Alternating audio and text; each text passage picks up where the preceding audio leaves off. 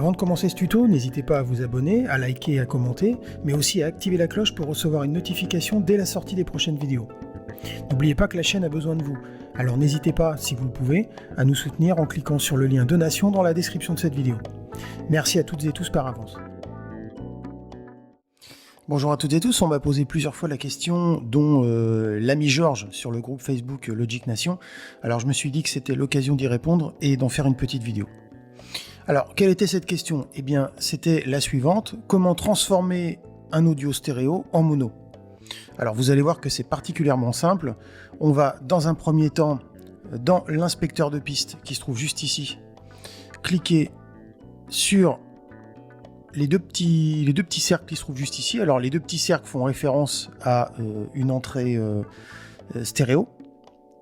Et si je clique dessus, eh bien, je me retrouve avec un cercle unique qui, lui, se réfère à une entrée mono.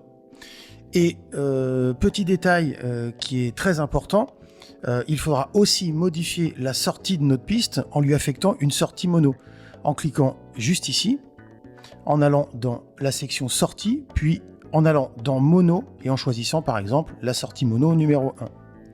Et là, ensuite, il me reste plus qu'une seule chose à faire, c'est sélectionner mon fichier audio, faire un clic droit dessus, de faire un bounce en place, ici de mettre les paramètres qui nous intéressent. Alors ici vous pouvez modifier le nom. Ici en général j'ai pour habitude de supprimer la source pour ne garder que le fichier qui a été modifié. Je valide et là automatiquement eh bien, on voit que mon fichier est bien un fichier mono et plus un fichier stéréo.